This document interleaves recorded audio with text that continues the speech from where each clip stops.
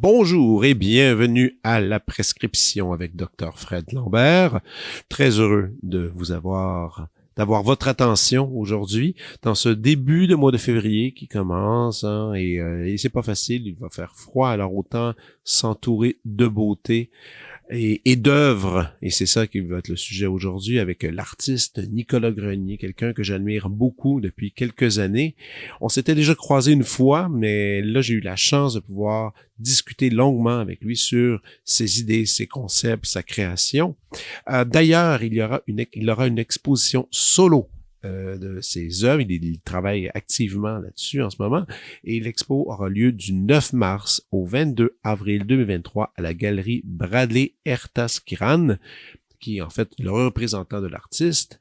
Et avant tout, allez voir son site internet, nicolasgrenier.com, ou encore aller sur son Instagram pour voir ses œuvres et voir ainsi l'évolution de son travail avec cette nouvelle expo. Et après, vous mettez un peu quelques sous de côté et qui sait, peut-être vous pourriez acquérir une de ses œuvres et embellir vos yeux, votre vie, votre maison. Bref, voici l'artiste visuel Nicolas Grenier.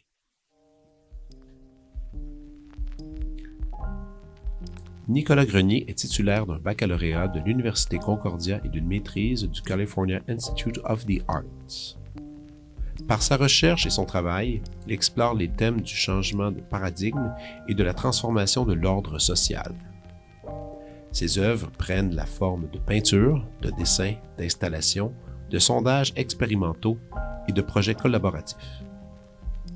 L'artiste a exposé à la Power Plant à Toronto, au Musée national des beaux-arts du Québec, à la Biennale de Montréal, à Commonwealth and Council de Los Angeles, à la Triennale d'art et d'architecture de Bruges et à l'Union Gallery à Londres. Son travail fait notamment partie des collections du Musée national des beaux-arts du Québec et du Musée d'art contemporain de Montréal, de la Banque nationale de la RBC et à la Progressive Art Collection. Nicolas a été finaliste au prix Sobey pour les arts en 2019. Voici ma conversation avec Nicolas Grenier.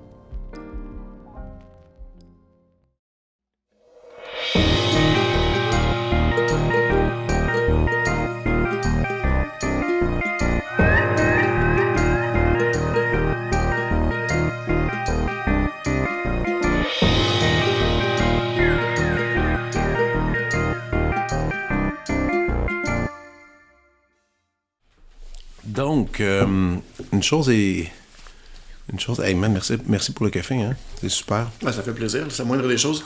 Merci de te déplacer à cette heure matinale. Mais écoute, il faut quand même que j'avoue que ma présence ce matin est quand même la preuve que j'aime tellement ton travail, parce que j'ai jamais fait un podcast si tôt le matin.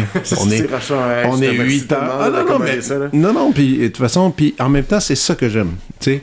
On a communiqué beaucoup, on a essayé quelquefois de se rencontrer, puis en plus, tu me dis, là, je suis dans un gros rush de travail, déjà, je respecte super gros ça, puis tu sais, c'est des longues heures, puis je me lève très tôt le matin, puis je reviens quand même assez tard, puis c'est à l'extérieur. En ce moment, on est chez vous, puis ça aussi, ça fait longtemps que j'ai pas fait me déplacer, j'aime ça aller dans les lieux d'un artiste, mais toi, tu crées pas à la maison, tu vas, t'as un endroit, un atelier, comme il y en a beaucoup de gens ont, mais c'est compliqué, là, l'idée d'atelier à Montréal, parce que c'est quand même pas donné. Toi, tu fais quand même du gros format.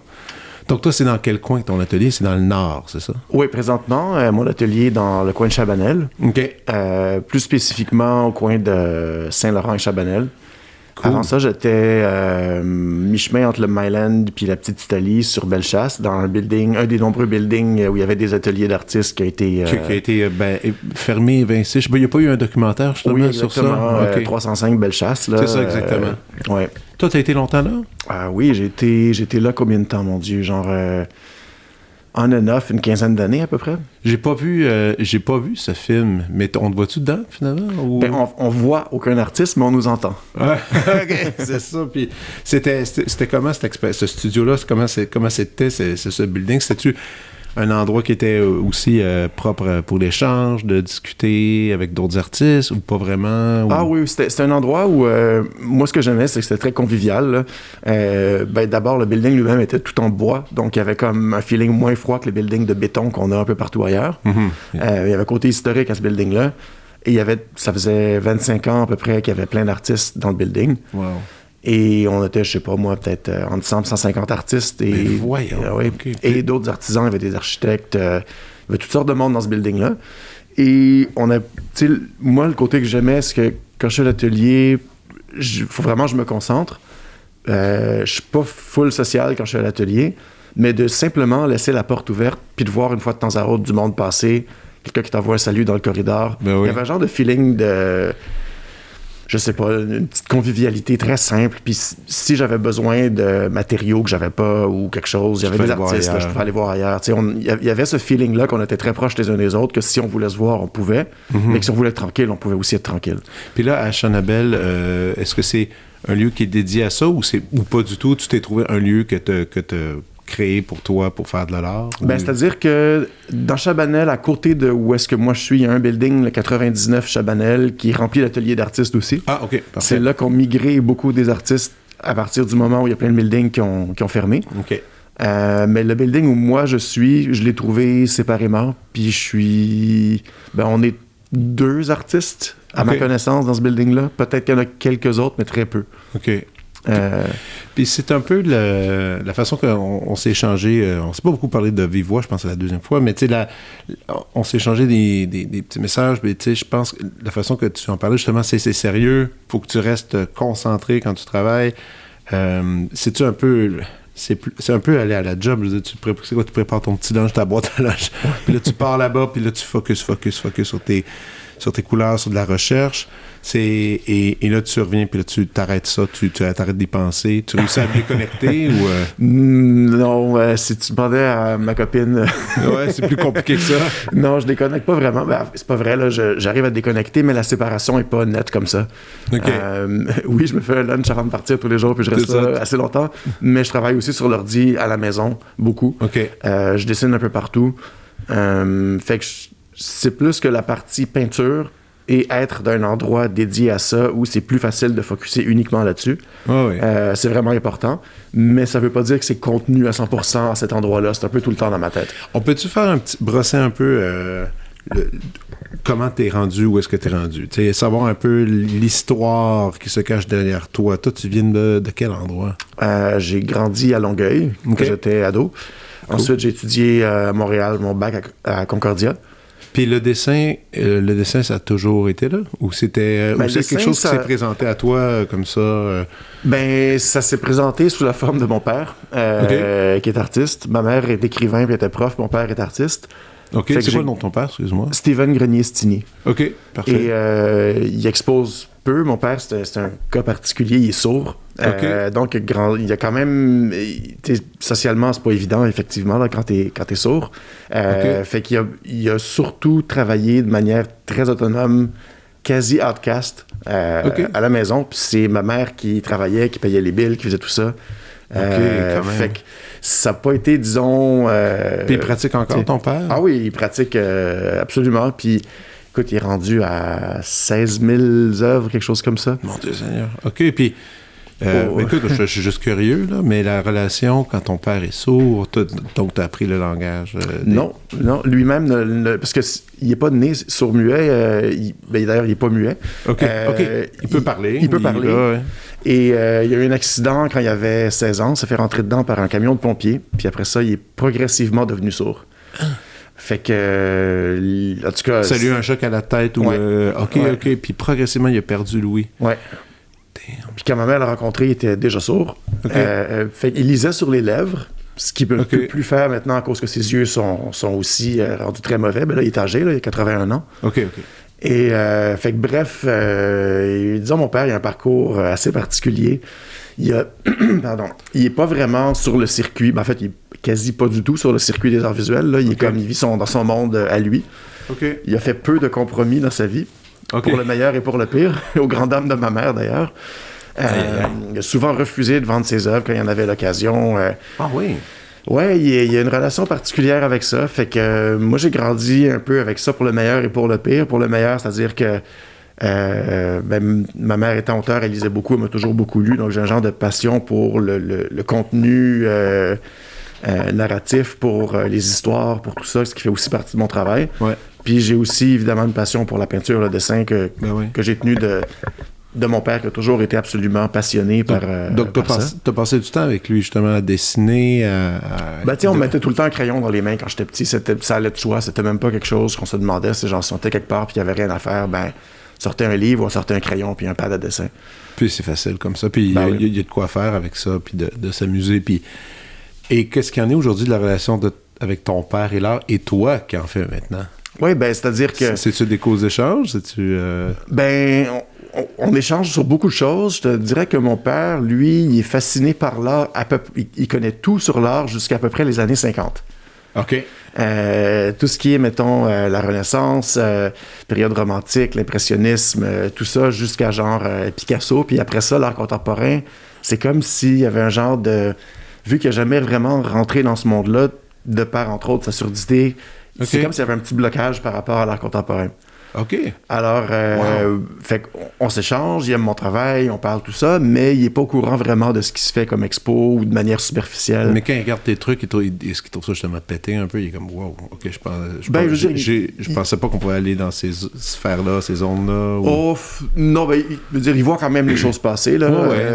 C'est-à-dire qu'il voit toutes sortes de choses dans le contemporain passé. Ça veut juste pas dire que... Ça l'allume ou ça la... C'est ça. C'est le genre de débat dans lequel il s'est imbibé de livres avec des idées des années... avant passé, 50, là, c'est ça. Fait que sa manière de penser à l'art, moi, je trouve que c'est un peu dépassé. Mais simultanément, le fait qu'il baigne pas dans l'art contemporain, ça fait aussi que il se fout complètement des trends, il se fout complètement de ce que le monde trouve hot présentement ou ce genre de discours-là. Fait que moi, je préfère personnellement de très loin juste connaître ce qui se passe, être au courant puis comprendre un peu plus. Ouais. Mais le fait qu'il soit resté à l'écart, ça lui donne aussi quelque chose de différent un peu. Tu sais, quand on regarde son travail, ça ressemble à pas grand-chose de ce qu'on voit ailleurs. Là. Il y a une partie qui est un peu vieux jeu, mais en même temps, là-dedans, il sort des petites perles, des petits trésors régulièrement. Fait que c'est une autre dynamique. Là. Mais aussi, à force de gratter un autre style, un vieux style, tu peux comme transformer un peu ça, puis mixer ça, puis ça peut être intéressant. Mais quand tu dis, ah ouais, mon père, tu sais, c'est ça, il est attaché à ces trucs-là, il connaît toute la Renaissance, ça. Mais toi aussi, moi, je trouve ça intéressant quand n'importe qui, d'ailleurs, je le conseille à tout le monde de te suivre sur Instagram parce que c'est quand même une plateforme qui est assez fantastique pour tout artiste visuel. Et des fois, je remarquais, tu postais des trucs. Ces temps-ci, je suis dans une passe d'art japonais. Je regardais des trucs comme ça. Ces temps-ci, je suis comme ça.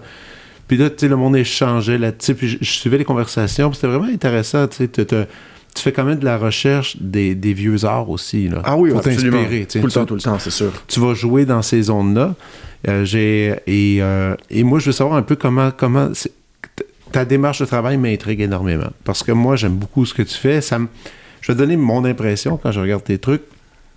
Toujours l'impression d'être dans un futur. C'est très bizarre. Là. À chaque fois que je regarde tes œuvres, j'ai l'impression de dire, OK, ça vient d'une autre dimension. Ça vient de quelque chose de plus loin.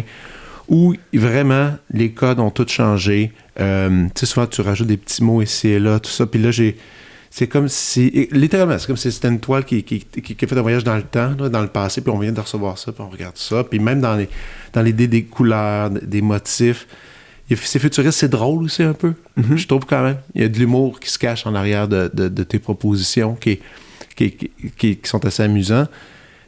Mais en même temps, j'arrive pas, puis je suis un peu content de ça, j'arrive pas vraiment à te catégoriser, je suis pas vraiment capable de dire, quand je te décris à quelqu'un, j'ai de la misère à le dire. Ça me plaît. Donc, parce que sûrement justement, il y a quelque chose d'un peu complexe qui se cache en arrière, mais j'aime ça. Donc, moi, ce que j'aimerais savoir, c'est sûr qu'il y a des articles spécialisés qui sont écrits sur toi, il y a des gens qui doivent justement suranalyser ce que tu fais puis trouver des mots pour le faire. Mais moi, je suis curieux d'entendre ta version des faits. De savoir, toi, qu'est-ce que tu fais, comment tu t'organises. Parce que quand tu es arrivé à Concordia, tu as fait tes classes. Tu as fait les cours obligatoires, justement, de dessin ou de création, mais je connais pas très bien Concordia. J'ai cru comprendre que c'est une bonne place pour étudier. Oui, ben c'est-à-dire, Concordia, j'y ai fait mon bac, puis c'était comme vraiment une exploration, je dirais, un peu plus formelle, plus que d'autres choses. Ouais. Après ça, j'ai pris 3 ans à travailler en atelier de manière individuelle. Puis ensuite, j'ai fait une maîtrise à côté de Los Angeles, au California Institute of the Arts. Ouais. Puis là, ça a été vraiment comme un gros changement. C'était une école hyper conceptuelle. OK. Tu dirais que c'est là que ça s'est passé un peu plus? Ben, je veux pas dire que ça s'est passé nécessairement. Ben, il y a des moments où est-ce que... c'est un moment charnière, c'est sûr. C'est ça. C'est certain, ouais, Okay. ouais. Ça s'est pas passé juste là, mais je te dirais que c'était beaucoup plus concentré comme expérience durant les études là-bas. C'était un plus gros changement. OK. Et je te dirais que la grosse différence, en fait, là, c'est que jusqu'à ce moment-là, je faisais de la peinture comme un peintre qui pense en peinture. À partir du moment où je suis arrivé là, j'étais un des seuls peintres dans ma cohorte.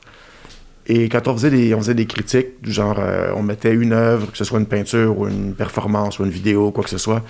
OK, c'était varié à ce point-là. Là. C'est un programme multidisciplinaire. Là, fait que OK. Puis comme tu dis, parce que tu viens de dire à l'instant, j'étais le seul peintre, parce qu'il y avait des gens en sculpture, il y avait du monde, des chorégraphes, il y avait des gens en film. C'est-à-dire que la manière que ça marche à cette école-là, tu as le programme photo, vidéo, et ensuite tu as le programme art. Entre guillemets. OK. Donc, quand on faisait une maîtrise en art, c'était en fait un peu tous les médiums. Et c'était ceux qui voulaient faire une maîtrise en art multidisciplinaire. OK. Il y avait ensuite des programmes séparés pour genre musique, danse, ce genre de choses-là. OK, je comprends. Fait que c'était plus art visuel, disons. Puis là, toi, comme tu dis, t'étais là, le seul peintre. Ben, il y en avait d'autres qui faisaient de la peinture aussi, mais je pense que j'étais le seul qui ne faisait que de la peinture. Que de la peinture. Ouais. Sur une petite classe on était, je pense, 17 ou 18, quelque chose comme ça. OK, quand même. Et puis la manière que ça marchait dans les critiques, c'est ça, c'est que on avait, puis j'en parle de ça spécifiquement parce que moi, je trouve que c'est une expérience importante dans la formation, dans la mienne, puis dans la formation de bien des gens. C'est la critique. Comment est-ce qu'on parle des œuvres? Et à Concordia, souvent, c'était au bac, donc c'était moins poussé, là. On présentait nos œuvres quand on avait fini, mettons, je sais pas, les profs nous donnent un devoir ou un truc à faire, on fait une œuvre chacun sur tel sujet ou tel exercice ou whatever, on les présente, puis ensuite on fait un tour, puis on parle pendant genre 5-10 minutes de chaque œuvre, le groupe ensemble. OK. Mais à Concordia, au bac, c'était quand même très soft. Tu sais, ça allait assez vite, c'était plus formel, tu sais, les gens faisaient des commentaires du genre... Ouais, parfait. Ah, bravo, c'est beau. Ben, des fois, c'était plus critique, mais, mais c'était plus genre, mettons, j'aime beaucoup l'endroit bleu ici, la manière des coups de pinceau tombent, c'est très beau, nanana, ce genre de choses-là. OK. Surtout au bac, là. À la maîtrise, ils vont plus loin, là, mais au bac, c'était quand même relativement soft. OK. Et assez formel, surtout. OK. Et moi, comme j'avais une grande facilité dans la peinture, je dessinais depuis que j'étais petit, en général, je m'en tirais très bien parce que je savais peindre un peu ce que je voulais. Donc, visuellement, en général, je trouvais ça facile. Tu sais. Ben oui. À CalArts, la première critique, la manière que ça marche, c'est qu'on posait, dans mon cas, une peinture, ça aurait pu être autre chose, là, mais on mettait une œuvre dans une classe vide et on disait l'information factuelle qui serait en musée, mettons, si on présentait un musée. Donc, mettons le titre. Okay. Puis s'il y a, je sais pas moi, un détail particulièrement important, par exemple, je sais pas moi, si... j'ai pris genre de la cendre d'éléphant puis que j'ai fait une peinture avec ça, ben le matériau est particulièrement important, donc ça, je le mentionnerai. Okay. Mais à part ça, c'est, mettons, juste comme une huile sur toile, je vais juste dire, ben voilà, c'est une peinture, le titre est tel truc, puis après ça, je me la ferme. OK. Et je ne parle pas. Je laisse le groupe parler. Wow. Et la manière que ça se passe, c'est que les gens, il y avait une structure souvent qu'on commençait de l'objectif vers le subjectif. Alors les gens commençaient à dire, mettons, bon ben, qu'est-ce qu'on regarde? Donc, c'est un tableau, probablement une huile sur toile, moyen format, environ 3 pieds par 4 pieds. C'est très coloré. C'est peint de manière relativement léchée. Il y a certains détails que je comprends pas. Puis on commençait vraiment par tout ce qu'on pouvait dire de manière purement objective. Puis plus ça allait, plus les commentaires, évidemment, tombaient dans le subjectif, parce qu'à un moment donné, on a tout dit ce qui était objectif à dire. Et plus ça évoluait, puis après ça, on tombait dans l'interprétation. Et une fois que tu tombes là-dedans, bon, puis la critique durait 1 heure. Puis au bout, généralement, la première demi-heure, l'artiste parlait pas. Et après une demi-heure, là, le prof faisait intervenir l'artiste, disait, bon, qu'est-ce que tu penses de ce qu'on a dit jusqu'à présent? Y a-t-il des choses que tu voudrais dire? Et le fait, en fait, qu'on écoutait le groupe parler de ce qu'on faisait pendant une demi-heure, ça donnait une perspective que j'avais jamais eue sur le travail. En général, moi, j'étais habitué dans les critiques à Concordia et dans la plupart des universités à Montréal ou dans le milieu de l'art en général, la personne qui fait l'œuvre commence par présenter son œuvre puis en parler. Okay. Ce qui fait en sorte que tu dis, bon, ben j'ai fait tel truc, t'essaies de dire un peu ce que ça veut dire selon toi, tout ça, puis ensuite les gens partent de là pour en parler. Ben, quand tu dis rien, tu dis juste le titre, si tu as voulu faire un truc dans ta tête, je sais-tu, moi, ça représente, je sais pas, moi, une interprétation néopolitique de, de quelconque événement. Ouais. C'est ça. Puis que dans ma tête à moi, en tant qu'artiste, c'est ce que ça veut dire, mais que 15 personnes qui en parlent pendant une demi-heure, il n'y en a pas un qui mentionne ça, ben clairement, c'est un échec. J'ai pas réussi à communiquer ça. Oui. Donc, c'était un peu cette confrontation-là. Puis quand j'étais là-bas, ce que je me suis rendu compte, c'est qu'en fait, beaucoup d'enjeux qui m'intéressaient moi étaient par rapport à la peinture. Les autres artistes qui n'étaient pas les peintres, ils s'en foutaient. C'est pas ça du tout qu'ils voyaient dans les œuvres. Donc ça, pour moi, ça a été le moment un peu où je me suis rendu compte que, somme toute, ça m'intéressait pas d'être un peintre qui fait de la peinture juste pour les peintres. J'étais plus intéressé à l'idée de communiquer par les arts et de faire une exploration artistique qui parle justement pas juste aux peintres, qui est un peu plus multidisciplinaire. Donc, à ce niveau-là, je me suis juste dit, ben, on peut utiliser la peinture de différentes manières. Et le langage que j'ai développé un peu, c'est un langage qui est aussi basé sur la communication, d'une certaine façon. Tu sais, j'utilise des mots, j'utilise certains codes, des flèches, des fois, des diagrammes. Je fais pas que ça, je fais aussi toutes sortes d'affaires. Oui, non, c'est très varié. Mais il y a une composante là-dedans qui vient de ce moment-là dans mes études où je me suis rendu compte que c'est intéressant de penser au côté communication, comment est-ce que les gens lisent une œuvre, comment est-ce qu'ils la rencontrent. Puis ensuite, une fois qu'on est capable de comprendre ce processus-là un peu, on peut aller vers quelque chose de mystérieux qui ne s'explique pas, ou on peut aller vers quelque chose qui s'explique en partie, mais au moins on a cet outil-là comme dans la composition de l'œuvre puis dans notre arsenal. Mais c'est ça que je trouve qui est quand même le fun, c'est que le fait, justement, l'emploi des mots que tu mets justement dans les œuvres, un mot, c'est quand même, il y a une lourde charge là, qui se cache en arrière d'un mot. Et ça amène des indices, puis aussi des fausses pistes. Moi, c'est ça que je trouve qui est pas pire, c'est que, tu sais, moi, j'ai un ami qui a acheté ta fameuse sérigraphie que tu as faite pour c'est comment ça s'appelle? Pour Agak, c'est ça? J'ai un ami qui l'avait acheté, puis j'étais super excité, j'étais allé la voir chez lui, il avait encadré tout ça, c'était super cool. Puis après, je montre ça à ma blonde, puis on en parle, puis là, on s'est mis à justement élaborer notre interprétation d'affaires, puis c'était pas à la même place, pas en tout, là. C'était vraiment pas du tout à la même place. Puis c'est ça, puis là, je trouvais ça cool. Puis il y a quand même des œuvres où est-ce que c'est clair. Toi, je trouve que c'est pas si clair, puis c'est ça qui est un peu, qui est amusant. Mais pour revenir, avant de parler de ça plus en détail, je vais revenir à ces cours-là critiques. C'était pas comme terrifiant quand tu présentais une œuvre? C'était pas comme la chose la plus stressante? Au début, oui. Quand on commence à comprendre comment ça fonctionne, puis qu'on s'habitue à cette dynamique-là, ça va. Mais la première fois, oui, c'est sûr, c'est terrifiant. Puis en même temps, c'est ça qui est fou, c'est qu'il faut pas que tu prennes ça personnel non plus. Ouais. Faut pas que... Puis c'est l'ego qui en mange en même temps un coup, puis c'est comme... Mais c'est toute une affaire. C'est quand même impressionnant. Moi, ça me fait penser un peu aux classes de musique. Nous autres, on a ça, mais tu sais, à l'université, ben, on jouait devant tous les collègues une fois par semaine. Puis là, tu finissais de jouer, puis là, tout le monde avait le droit de parole. Puis là, tu me demandais, pourquoi tu fais ça de même? Qu'est-ce qui s'est passé? Ton épaule, hein? Puis là, tu sais... Ah ouais, c'est ça. Tu revenais à la maison avec 1 million d'informations, mais en même temps, tu revenais... Il y avait quand même aussi un élément un peu très stressant. Je pense que c'est les fois que j'ai le plus... Je pense qu'il n'y a aucun de mes collègues qui sait vraiment que je suis capable de pas pire jouer de la musique.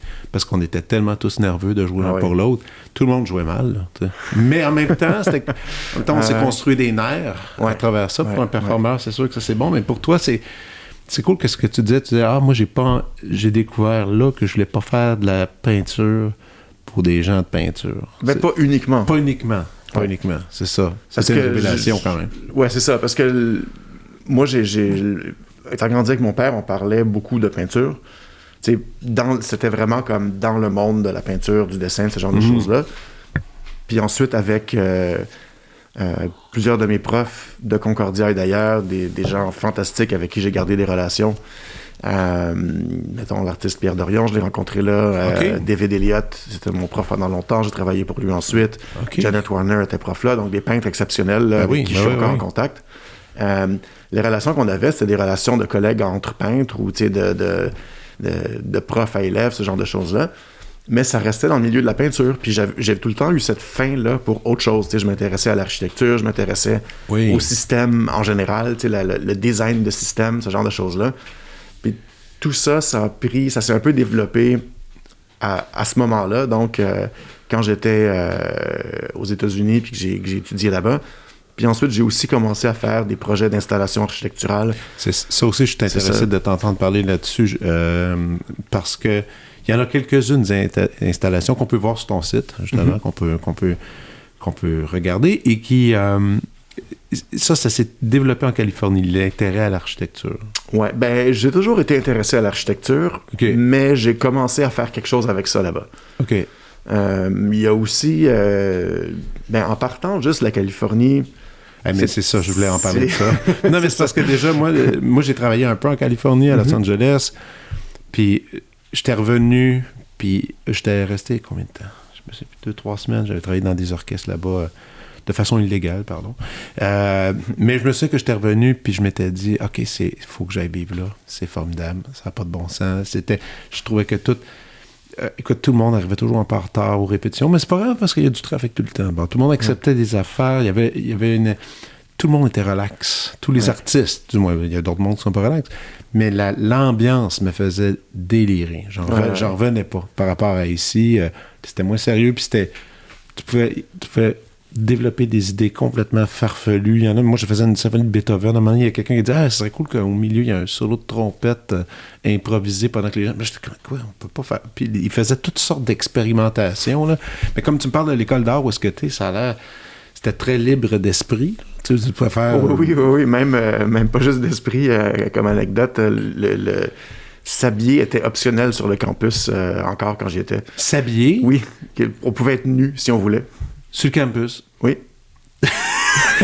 T'as-tu exploré cette voie-là un jour? Non, j'ai pas vraiment la fibre nudiste. T'aurais dû essayer, juste voir le feeling. Tu te promènes, tu fais « Ah! » Mais est-ce qu'il y en a qui le faisaient? Oh oui, il y en a qui le faisaient. Okay. Écoute, la journée où la manière que ça marche pour s'enregistrer au cours, attends, imagine ça.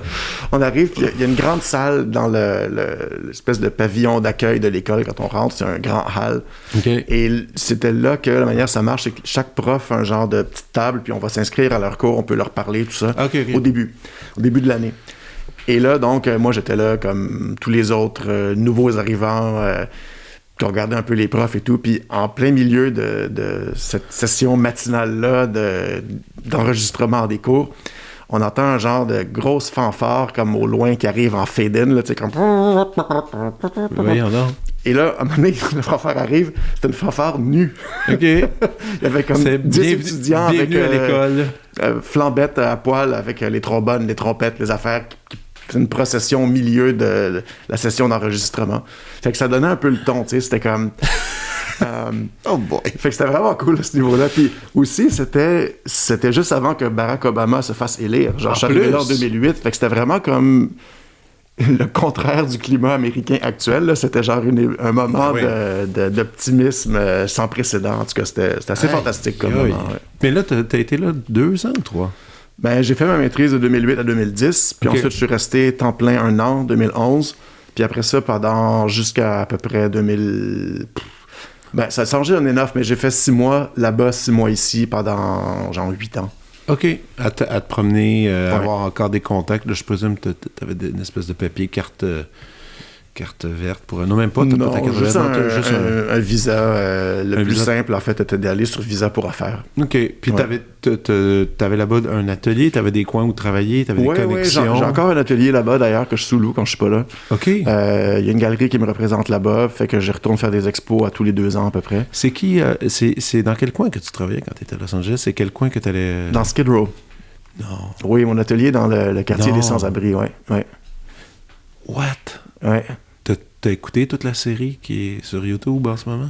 Non, j'ai pas écouté, mais... Attends, je vais la nommer parce que j'en parlais. Écoute, c'est drôle que tu dises ça maintenant parce que moi, je suis complètement obsédé sur ce show-là qui est sur YouTube. N'importe qui, j'en ai parlé, j'en reparle encore, je vais le faire rapidement parce que c'est c'est dans ma liste de mes 5 choses préférées de cette année. C'est Okay. Mark Laïta, qui est photographe, documentaire, créateur de la chaîne Soft White Underbelly.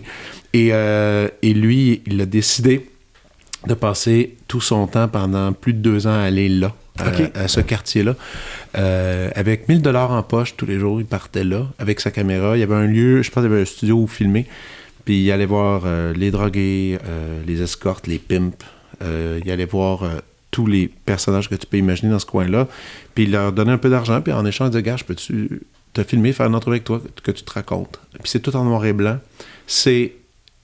Après, quand tu regardes ça, la fiction semble vraiment pas intéressante. C'est la réalité qui dépasse. Les histoires que tu entends dans ces documents-là, ça n'a aucun sens.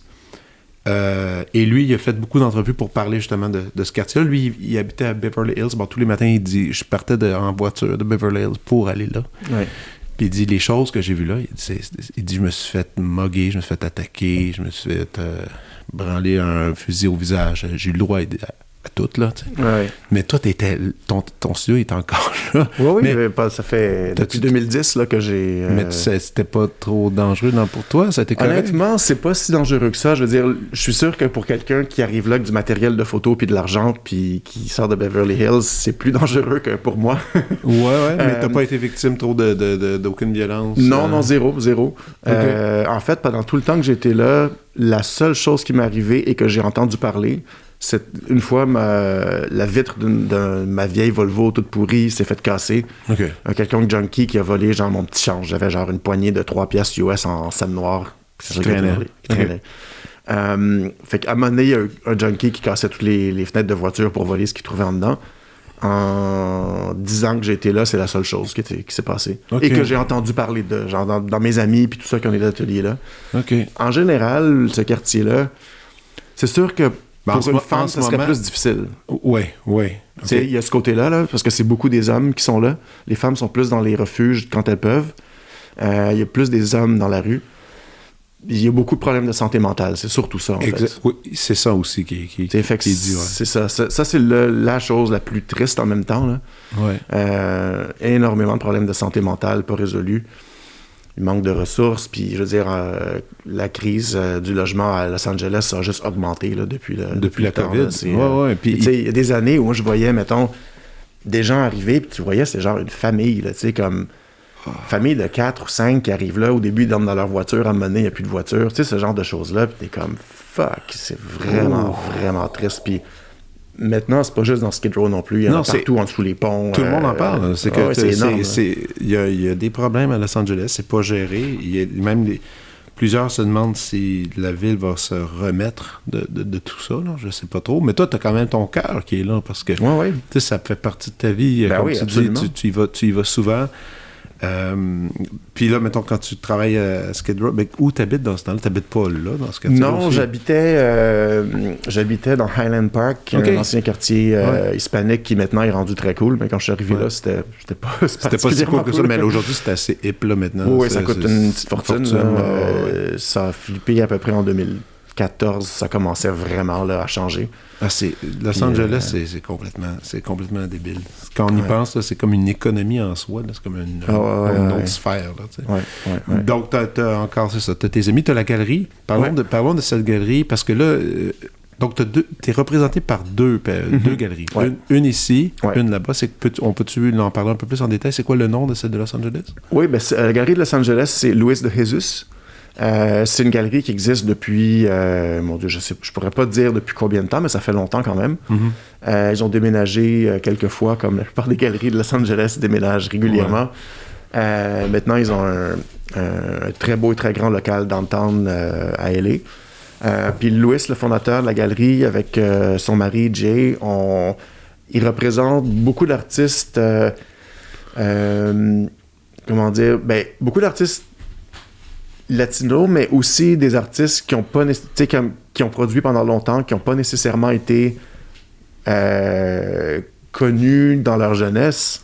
Fait que c'est intéressant, ils ont un programme assez diversifié en termes de contenu, en termes de type de personnes qui exposent avec eux. Je dois avouer, je suis allé regarder tes œuvres, puis j'ai regardé aussi les autres trucs, puis c'est vraiment très différent, là. D'un artiste à l'autre, il n'y a pas une ligne de conduite particulière, disons, là. Tout le monde est assez libre de ça, assez varié.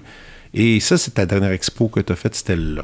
Oui, la dernière que j'ai faite, c'était là, oui. OK. Ben, la dernière expo solo, oui. Solo. Oui.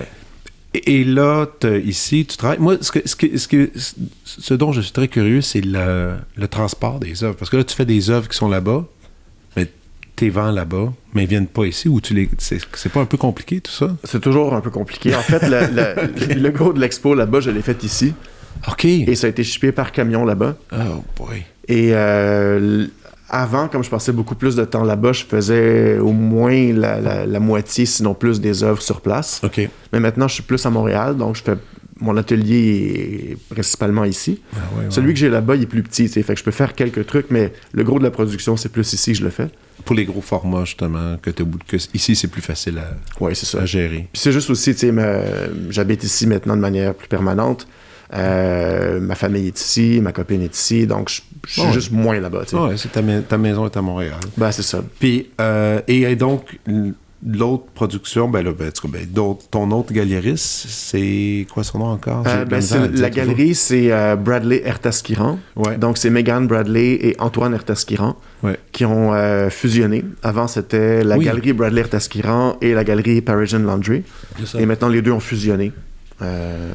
Et ils ont vraiment, ils sont très actifs. Il y a beaucoup d'expos qui vont de l'avant. D'ailleurs, on pourrait parler un peu de la prochaine qui s'en vient pour toi. Ça serait le fun. Ben oui. Parce que tu es en plein en production. En ce moment, on est juste avant Noël. Donc ça va sortir un peu plus tard, cet épisode-là. Mais est-ce que tu es proche d'avoir fini ou t'es Non. Non, pas vraiment. C'est ça, tu es en plein dedans, là. Non. En fait, en production d'expo, je me sens un peu comme un genre de gros paquebot qui bouge très lentement. Puis une fois qu'il y a la vitesse de croisière, ça roule, mais ça prend du temps à rentrer dans un cycle de production qui est vraiment comme bien enclenché puis qui roule vite, là, parce que je fais beaucoup d'exploration. Et à un moment donné, je sais vraiment ce que je veux faire pour l'expo. Et c'est quoi faire d'exploration pour toi? C'est quoi? Est-ce que c'est justement, comme tu disais, un pad pour dessiner, des tests de couleurs? Tu sais, je sais que pour avoir vu dans quelques événements bénéfices, j'ai souvent vu des études de Nicolas Grenier passer. Et après, et plus tard, je vois les vraies œuvres. Là, je fais, OK, je vois le lien, il est en train de faire ça, il est en train de tester ça. Est-ce que c'est comme ça que tu procèdes? C'est quoi la... Oui, mais je te dirais que rendu aux études, c'est souvent à la toute fin, juste avant de faire l'œuvre. Ouais, c'est ça. Tandis que souvent, une fois que j'ai fini une expo, puis j'ai d'autres projets aussi tout le temps en parallèle qui sont pas des expositions de peinture, qui sont des trucs qui vont pas dans les galeries nécessairement. Donc, quand je finis une expo, souvent, je passe vers ces projets-là.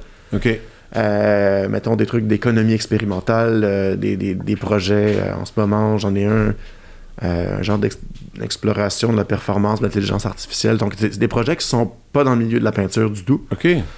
Et économie expérimentale, t'as dit, justement? Oui. Tu parles de Bitcoin? Ou Non, en fait, un peu le contraire. Le troc? Oui, plus ça. Un projet d'économie non monétaire. Fait qu'en tout cas, j'ai déjà fait un projet avec ça, puis j'en ai d'autres en jachère là, qui attendent le bon moment. Mais ce genre de truc-là m'occupe beaucoup. J'ai beaucoup de recherches là-dessus, puis ça nourrit un peu mon travail plus pictural aussi. Donc, quand je finis une expo, souvent, après un gros rush, je passe vers ce genre de projet-là. Ma tête se nourrit de ça, je parle des trucs, je parle à des gens, je parle des projets qui vont tranquillement, pas vite, se monter sur 1 an, 2 ans, 3 ans. Puis ensuite, les deadlines commencent à rapprocher des autres expos de peinture. Fait que je redélaisse un peu ça, puis je le laisse comme rouler en background. Puis là, je me remets plus dans l'atelier. Mais souvent, il faut vraiment que je reparte un peu comme à zéro, puis que je me redemande qu'est-ce que j'ai envie de faire rendu là. Tu sais, j'aime pas répéter les choses. Fait que souvent, quand je repars, je recommence avec des dessins, beaucoup de gossage sur Photoshop. T'es sérieux? Oui, c'est une grosse partie de mon travail. Qu'est-ce que tu veux dire? Mettons, tu tu prends de l'image que tu as créée, puis là, tu modifies là-dessus, tu t'amuses avec ça? Ou c'est... Ouais, ben souvent, en fait, c'est que je m'en sers vraiment comme une manière de dessiner et de peindre. Pour, mettons, un tableau, il y a généralement 300 peintures Photoshop que j'ai faites avant. J'ai des archives de milliers d'études faites sur... Photoshop? Ouais. Puis une fois que, disons que tu as trouvé ton concept sur Photoshop, pour en faire un tableau, là, tu le prends, tu l'imprimes, je sais pas, ou là, tu l'as comme modèle, puis là, tu suis ça, tu essaies de reproduire? Oui et non. Oui, dans un sens, parce que souvent, ce que je vais faire, c'est que quand je suis rendu, tu sais, je fais des dessins, je gribouille des mots, des affaires de même. Et Photoshop, en fait, j'utilise ce logiciel-là spécifiquement parce que j'ai grandi avec, je connais depuis que je suis tout petit, fait que c'est devenu naturel. C'est naturel. Là. C'est vraiment un médium pour moi comme le dessin ou la peinture. Okay. Mais c'est un médium qui permet en fait de croiser le dessin, la peinture, le texte. Fait que c'est un genre de carrefour où se rencontrent tous les éléments qui m'intéressent. Fait que la création, entre guillemets, se passe beaucoup à ce niveau-là souvent. Fait que je passe beaucoup de temps devant l'écran à faire ça. Et généralement, c'est là où je vais essayer de trouver comme l'ambiance d'un tableau, le type de couleur que je vais utiliser. Je teste plein de contrastes, je teste plein de trucs. Et avant de passer un tableau, il faut vraiment que j'ai résolu tous les problèmes visuels de l'image sur l'écran. Okay. Une fois que j'ai fait ça, généralement, c'est pas tant de le recopier sur toile, c'est plus de le traduire en peinture. Okay. Parce que ce qui est cool devant un écran n'est pas toujours ce qui est cool en matière. Puis généralement, quand je suis sur écran, maintenant, j'imprime des fois des œuvres numériques que je conçois de manière numérique pour un output numérique. Okay. Mais la plupart du temps, ça arrive, mais la plupart du temps, quand je travaille sur l'ordinateur, j'ai en tête ce que ça va donner en peinture après. Donc, je pense par la peinture tout en travaillant de manière numérique. C'est intéressant, ça. C'est ça. Puis à la fin, c'est comme... si je fais juste le recopier, ça marche pas. C'est pas... J'ai besoin de le tester en peinture, d'où les petites études qui permettent de vérifier les couleurs. Est-ce que tel truc se tient une fois que c'est devenu de la matière? Et si ça fond comme il faut, puis tout ça. Ouais, c'est ça. Puis aussi, il y a beaucoup de trucs qui se passent parce que sur l'écran, l'écran amplifie certaines vibrations de couleurs, certaines ondes de lumière, et la matière d'autres, tu sais. Mm-hmm. Donc, souvent, je me suis rendu compte que ce qui m'intéresse, après avoir fait genre 4000 transformations à une image, là, arrive une espèce d'amalgame de couleurs, de contraste, puis souvent, ça tient à un fil. Là, tu changes un tout petit truc, puis ça s'effondre.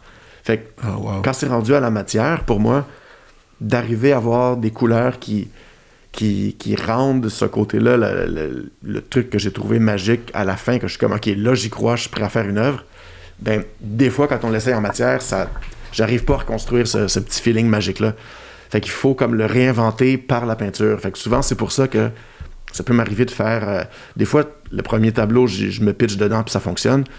Mais souvent, quand ça tient vraiment un petit fil très, très tenu entre quelques couleurs, il faut que je prenne le temps de tester ces couleurs-là. Puis des fois, ça peut prendre 1 semaine, 2 semaines, à mélanger les couleurs puis à faire des petites études pour me rendre au feeling que je veux. Au parfait mix. Ouais, c'est ça. Ah, man! OK, je suis content d'entendre que c'est compliqué parce que souvent, les premières fois que j'ai vu tes trucs finaux là, en tableau, en grand format, je me disais, pour vrai, l'expérience est le fun, ça n'a pas l'air réel, ça n'a pas l'air vrai. Tu sais, je me disais, c'est... Même, je regardais sur... j'avais montré à des amis, puis des gens me disaient, OK, il fait de l'art numérique. Je fais, non, c'est pas numérique, c'est de la peinture. Puis souvent, c'est surprenant. C'est surprenant, puis j'ai de la misère encore à réellement comprendre comment tu fais ça. Ça doit être, comme tu... Ben là, le fait que tu me le dises, des fois, ça peut prendre 1 semaine pour trouver, justement, ça me rassure, parce que ça me semble compliqué comme truc à faire. Je sais pas. Puis il y en a, ça me fait penser, puis parlons du truc numérique, de numérique à peinture. Il y en a un autre, un artiste que j'aime bien, qui est à Los Angeles, taïwanais, voyons, pourquoi je fais... James Jean. Tu connais James Jean? J'essaie de me rappeler, son nom me dit quelque chose, mais il est un peu plus dans le pop art, mais il expliquait dernièrement que c'est ça qu'il faisait. Lui, il dit, Photoshop, ça fait partie de ma vie, c'est dans mon sang, tout ça. Puis lui, il part de là, il les imprime, après, il les met là, il retravaille les couleurs, puis ensuite, il les met sur toile. Et ça donne, encore une fois, ces toiles ont l'air fausses. Ça a l'air du numérique. Ça fait le même effet. Je sais pas. C'est sûr qu'il y a le fait que ça vienne du numérique et que ça se transpose là, c'est sûr qu'il y a un lien proche qui se fait, mais c'est ça l'effet que tu veux, donc, un peu. Ouais, c'est comme... Comment dire ça? Tu sais, j'ai grandi avec des écrans comme du monde, puis pour moi, c'est plus trouver une forme d'hybridité dans laquelle je peux croiser ces mondes-là. Tu sais, la dimension cinématique, la dimension informatique au sens... au sens vraiment de l'information, là. Ouais. Combiner ça avec une présence physique dans le monde. C'est comme... Il y a une partie de ce que je vois... Tu sais, ultimement, là, c'est quoi les grandes questions qu'on se pose non-stop quand on est artiste puis qu'on a des crises existentielles? C'est genre, à quoi ça sert l'art, finalement? Genre, pourquoi est-ce que je fais ça? Puis, tu sais, c'est cette question-là... Tout à fait legit comme question. C'est ça, puis on n'a jamais vraiment de réponse. Mais une des choses, je pense, à quoi sert l'art, c'est un peu de... Comment dire ça? De créer des genres de... Je vais pas utiliser le mot monument parce que ça vient avec un genre de prétention, tu sais, mais de plus de témoigner des choses qui se passent puis du monde dans lequel on est de la manière la plus honnête possible, tu sais. Oui.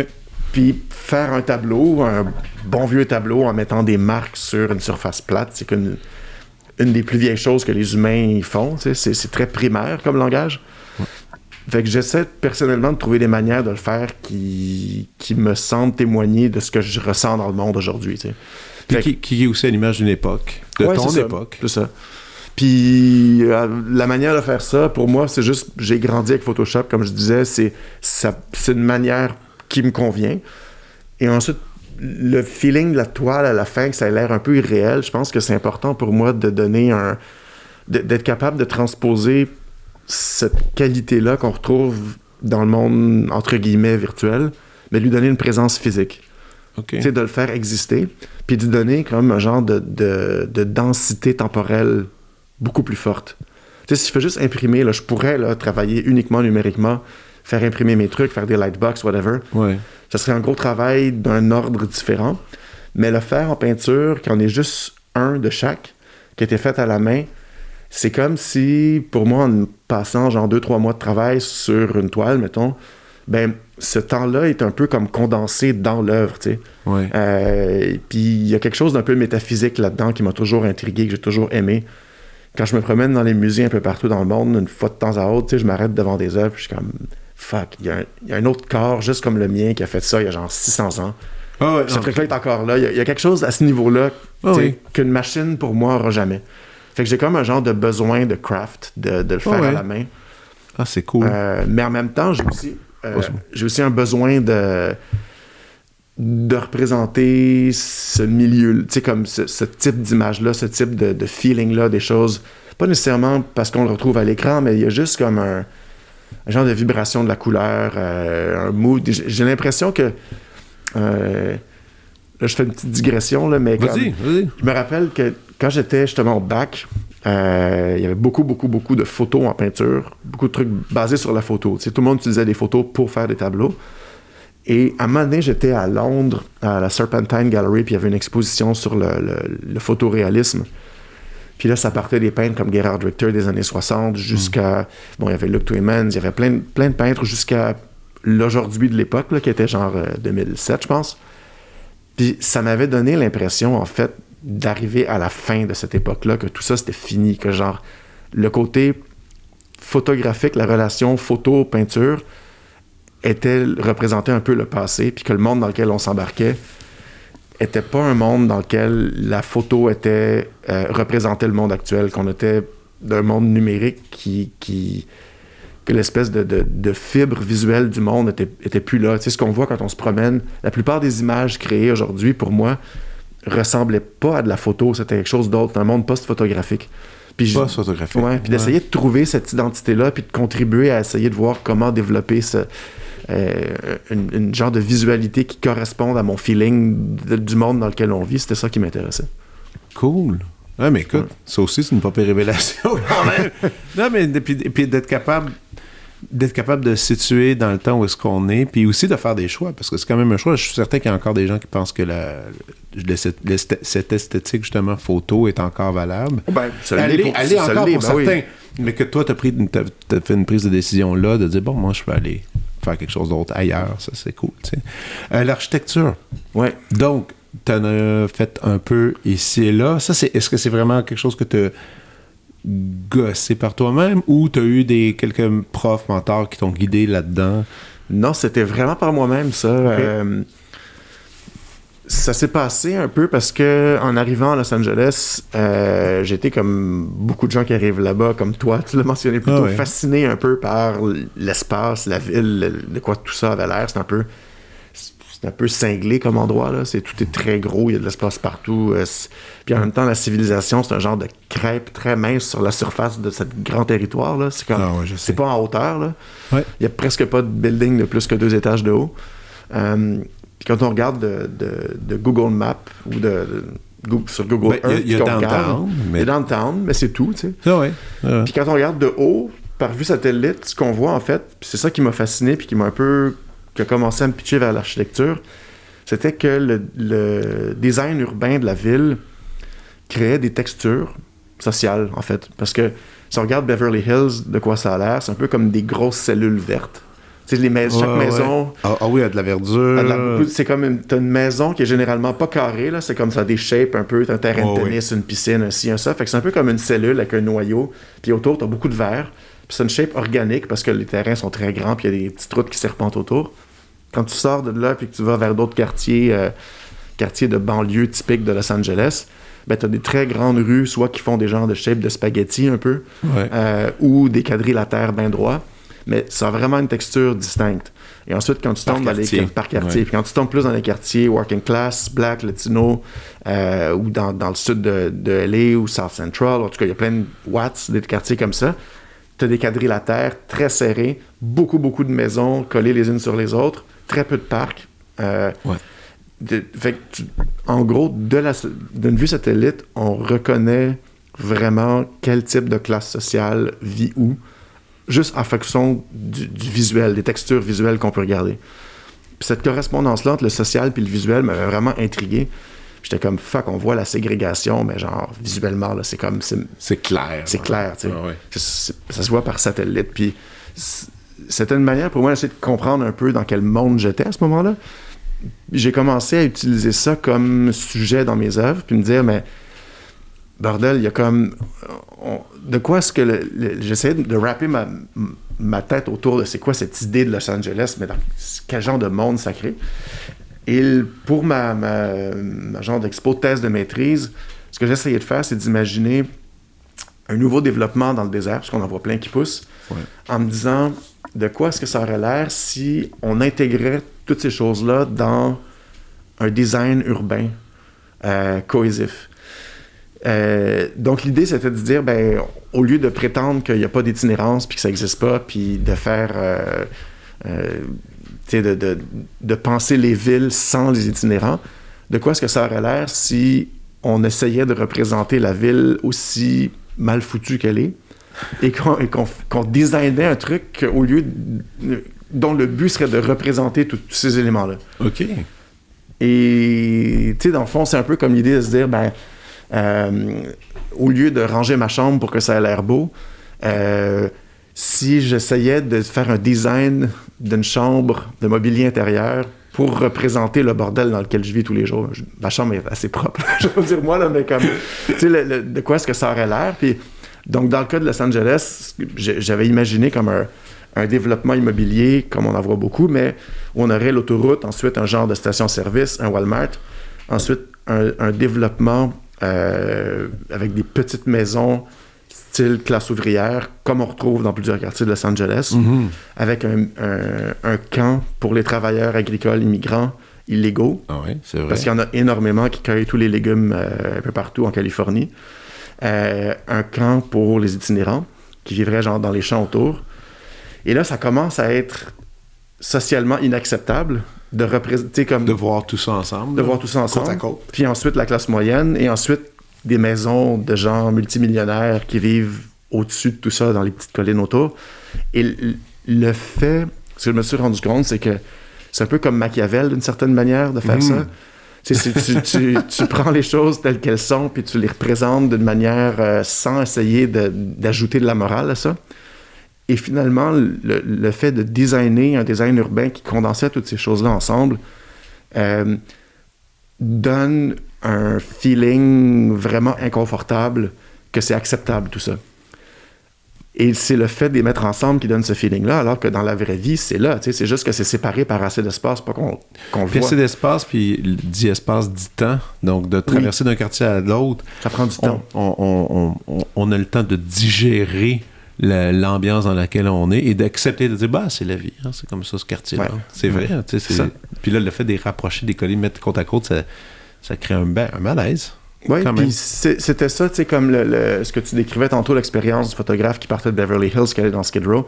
Tu sais, moi, j'allais installer des œuvres chez les collectionneurs dans Beverly Hills puis ailleurs, puis ensuite, dans ma vieille Volvo toute tapée, pas d'assurance, où je transportais genre des œuvres à 200 000 $, je retournerais dans Skid Row, allais à mon atelier, puis j'étais comme, man, dans quel monde on vit, fuck! Ah non, ça c'est sûr. Fait que mon intérêt de l'architecture, de l'utiliser, est venu un peu de ça. Tu sais, c'était pas tant de l'architecture que c'était la structure du monde bâti. Mm-hmm. Puis l'architecture est juste comme une manière de penser à cette structure-là, de comment est-ce qu'on construit les systèmes, puis comment est-ce qu'un système idéologique ou économique ou social devient physique, matériel, tu sais, comme concret, tangible, tu sais. Fait qu'après ça, une fois avoir commencé à faire ça en dessin, je me suis mis à lire des livres d'architecture, des livres de design urbain, pour essayer qu'il y ait une cohérence, puis que je sois capable de le faire pour vrai, là, que ce soit pas juste comme dessiner n'importe comment. Ben oui. Fait que donc, j'ai étudié ça, puis après ça, une fois que j'ai commencé à vraiment baigner là-dedans, j'en ai fait dans mes tableaux, dans des croquis numériques, en dessin. Et ensuite, il y a eu un moment où il y avait une de mes amies, Mélodie Mousset, qui avait un an de moins que moi, dans à la maîtrise. Et un soir, on prenait un verre dans mon atelier, puis elle disait « Ah ouais, j'ai une expo qui s'en vient, puis j'ai envie de faire une performance dans laquelle je suis un peu comme dans une cage, mais il me semble que ça prendrait quelque chose. » Puis là, on déconnait, je me suis mis à griffonner sur un bout de papier, un genre de dessin, un genre de cube avec une cage dans lequel on pourrait monter dedans, puis tout. Puis finalement, ce qui est ressorti de notre conversation était un genre de structure architecturale pour une présentation de performance en expo. OK. C'est comme je baignais dans les designs de structures de pouvoir, de design urbain, de tout ça, j'avais ça dans ma tête. Ben en fait, je l'ai juste comme condensé dans un genre de dessin d'une structure qui pourrait être construite.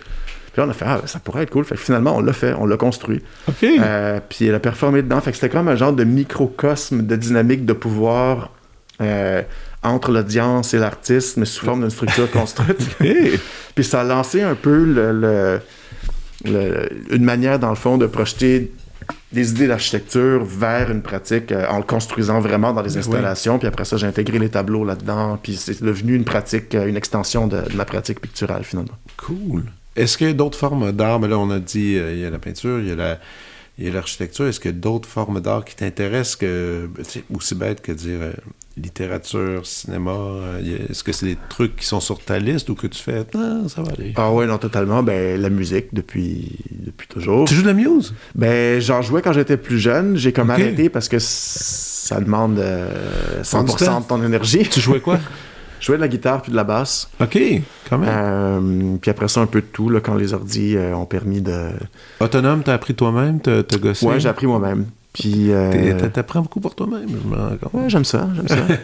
J'aime ça. L'architecture, la guitare, la basse. Tu chantes un peu? Non, c'est ça qui a fait en sorte que je me suis pas lancé dans la musique. C'est que j'ai une bonne oreille, mais je suis vraiment un exécrable chanteur. Je suis incapable de chanter.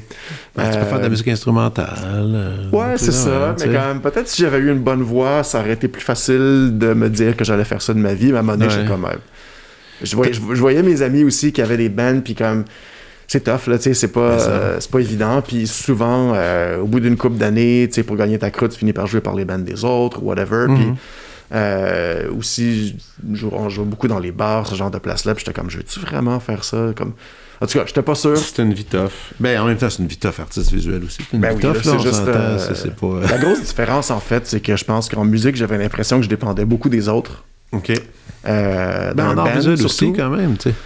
Oui, c'est vrai, mais je peux travailler tout seul sur mes tableaux sans que, mettons, mon drummer arrive en retard ou ce genre de choses. Ouais, non, moi, je parlais de la tâche. Oui, en effet, pour la tâche, t'as plus d'indépendance. Moi, je parlais juste pour l'économie d'artistes. On dépend des autres. Non, totalement. C'est une triste réalité. Ça, c'est clair. Puis cinéma? Cinéma, ça m'a toujours intéressé, mais peut-être un peu moins que, mettons, la littérature, par exemple. OK. Quand je mentionnais plus tôt, ma mère est écrivain, elle m'a toujours lu des histoires, j'ai toujours lu énormément de fiction. OK. Fait que, c'est quelque chose qui est sur ta liste, écrire un livre un jour? Je sais pas si écrire un livre, c'est quelque chose que je ferais. J'ai l'impression que c'est une grande entreprise. OK. Mais j'adore lire. C'est vraiment quelque chose que j'aime énormément. Puis ça me nourrit beaucoup, beaucoup. Cool. Écoute, on est rendu maintenant à la prescription.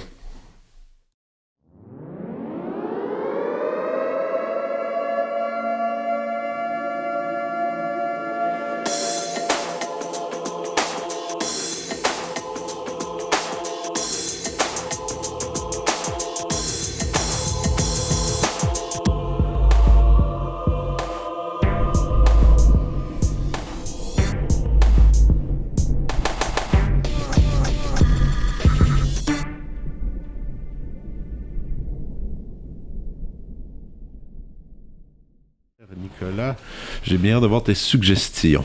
Je t'écoute. Oui, ben, écoute, je pense que je vais y aller en musique et en littérature avec mes suggestions. Super. La première que je ferais musicale serait le vieux Kraftwerk. La plupart des gens connaissent Kraftwerk à partir de l'album Autobahn, où ça commence à sonner comme... Ben, pour ceux qui connaissent pas Kraftwerk, faut juste découvrir le band, je pense. Ouais. Mais pour ceux qui le connaissent déjà et qui ont peut-être une idée un peu stéréotypée de Kraftwerk, il y a comme... Je pense que j'en fais partie en passant de ces gens qui ont une idée déjà un peu c'est quoi, tu sais. Oui, c'est ça. Puis comme souvent, on imagine 4 Allemands avec une coupe-brosse devant un robot, devant un keyboard qui bouge pas beaucoup. Les albums avant Autobahn, il y en a plusieurs. Je pense qu'il y a Kraftwerk 1, 2, 3, puis Florian et quelque chose. En tout cas, j'oublie les titres. OK. C'est vraiment de la musique électroacoustique expérimentale qui ressemble pas du tout à ce qu'ils ont fait après. Okay. Et moi, ça a été une de mes grandes découvertes dans le sens où c'est pas tant des chefs-d'œuvre que c'est juste un genre de mood qui m'aide beaucoup quand je fais mes œuvres, en fait. J'en écoute pas mal à ce moment-là. Et je savais pas que ça existait jusqu'à relativement récemment. Fait que c'est un genre de petite découverte pour les gens qui aiment l'électroacoustique ou l'espèce de musique allemande expérimentale. Tu mets beaucoup de musique quand tu travailles? Oui, énormément. OK. J'aurais plein de recommandations musicales à faire, cool. mais celle-là, c'en est une qui est comme mi-connue, mi-inconnue. Fait que c'est celle qui me passait par la tête présentement. T'es pas dans le silence. Alors, oui, je suis aussi dans le silence. Ah mais, OK. Moi, il y avait Kanza Daz que j'ai reçu, artiste visuel. Elle fait, dans son atelier, elle met des téléséries en background tout le temps. Ah oui? Ah, puis des CSI, des trucs comme ça. Ouais, puis tu regardes ses œuvres, tu pourrais jamais imaginer qu'elle écoute des téléséries policières. Elle dit, ça me rassure, elle dit, je sais pas pourquoi, ça me relaxe, puis elle dit, là, je travaille mes couleurs, puis là, il y a comme quelqu'un qui fait une enquête en arrière-plan, puis moi, j'adore les petits rituels, mais c'est cool, la musique, je pense que la musique, ben du monde travaille avec ça, là, je veux dire, ça aide là, à te mettre dans un état aussi. Puis... Ben oui, c'est clair. Là. Mais cool, OK, excellent. Mais j'irai découvrir ça parce que je connais pas les trucs de jeunesse du tout. Ben, en tout cas, c'est juste c'est plus une curiosité, je dirais, que genre des grands chefs-d'œuvre. En termes de qualité musicale à proprement parler, j'aurais plein d'autres choses à recommander, mais ça, je trouvais... En tout cas, moi, ça m'a un peu fasciné quand j'ai découvert ça. OK, cool. Super. Ensuite, en littérature, j'aurais un livre en particulier que des amis iraniens m'ont fait découvrir, que j'aurais probablement jamais découvert sinon. Okay. Ça s'appelle Strange Times, My Dear. Okay. Et c'est un recueil de nouvelles iraniennes qui ont été publiées par un éditeur américain. Ouais. Et ça a été publié malgré les menaces de mort de l'Ayatollah Khomeini et toutes sortes de choses. C'est un livre qui est assez dur à trouver. Qui n'est pas disponible en librairie en général. En tout cas, moi, je ne l'ai jamais vu nulle part en librairie. Ça a été assez dur de le trouver, même sur Amazon ou en ligne. Okay. Et c'est excellent. C'est un recueil de poésie et de fiction, de nouvelles littéraires par des auteurs et autrices iraniennes. Je pense que c'est environ 50-50 hommes-femmes dans le ratio. OK. Et ça donne des perspectives pré-révolution, durant les révolutions, après la révolution. Et moi, j'ai une manière de... J'essaie tout le temps de lire de la fiction provenant d'un peu tous les pays puis tous les continents, puis d'avoir différentes sources de différentes époques. Ben oui. Et c'est une manière un peu de découvrir le monde, là. Et l'Iran, j'en entends tellement plus parler dans les nouvelles puis dans toutes sortes de choses que par la littérature iranienne. Oui, surtout ces temps-ci. Surtout ces temps-ci. Et fait que donc, ce livre-là, moi, ça vraiment... Il y a des nouvelles fantastiques qui mélangent un peu certaines... qui mélangent le folklore iranien avec la politique, avec un genre de mythologie que moi, je connaissais pas du tout. OK. En tout cas, c'est un livre fantastique. La traduction est superbe. OK. Écoute, merci. Je vais regarder ça absolument. Ouais, ça, c'en est un très bon. Et ensuite, il y aurait ma recommandation peut-être la plus facile à trouver. C'est le podcast Fiction du New Yorker Magazine. OK. Ils ont un podcast dans lequel, pour moi, ça c'est quand je fais des trucs machinales à l'atelier puis que j'ai besoin de juste écouter quelque chose, c'est vraiment de l'or en barre pour moi qui adore la fiction.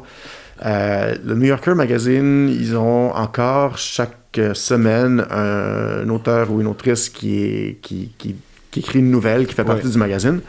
Et une fois par mois, l'éditrice de fiction du magazine invite une de ces personnes-là, des auteurs, à choisir dans les archives du New Yorker une nouvelle parmi les milliers qu'ils ont et de la lire et de la commenter. Okay. Et donc, c'est vraiment intéressant, en fait, c'est que, par exemple, moi, un de mes auteurs favoris, c'est Borges. Et je me rappelle d'avoir une des premières fictions, des premiers podcasts que j'ai écoutés, c'était justement des nouvelles de Borges. Et c'était Borges, devrais-je dire. Et c'était comme un auteur qui l'avait connu, puis qui s'était rendu chez lui, puis qui lui avait lu lui-même des histoires à la fin de sa vie, parce que Borges était aveugle à la fin. Mm-hmm. Fait qu'il y a ce genre d'anecdotes-là qui sont mélangées avec la lecture des œuvres des plein de grands auteurs et autrices. Okay. Et c'est commenté par l'éditrice qui, des fois, elle-même apporter des suggestions, des modifications aux nouvelles. Fait que c'est vraiment une manière d'apprécier la fiction d'un format pratique et efficace, puis aussi de rentrer un peu dans la création. Oui. Puis aussi de l'entendre avec une autre voix aussi, que c'est lu. Ouais, c'est ça. Donc, c'est quand même cool. Ça. C'est agréable, puis c'est un mélange de audiobook avec commentaires.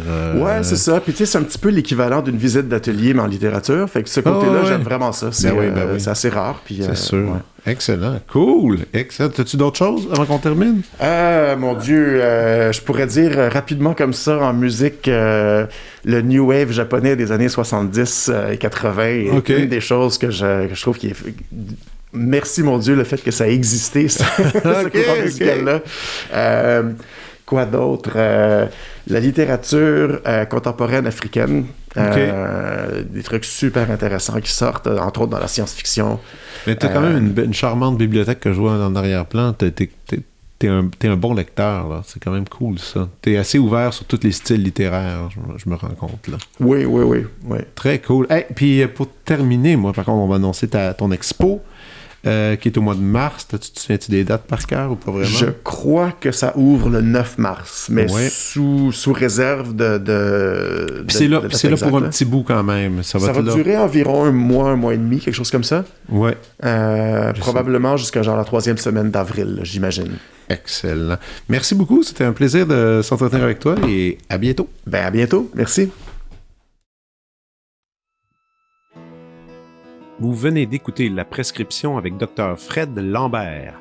À l'animation, Frédéric Lambert. Réalisation, montage, recherche et bons conseils, Olivier Chamberlain. Au logo, Joël Vaudreuil. La musique, le groupe Crab. Jérôme Minière, Philippe B., Ben Chimie, Guillaume Beaulieu et Vincent Vertefeuille. Merci d'avoir été à l'écoute et à bientôt.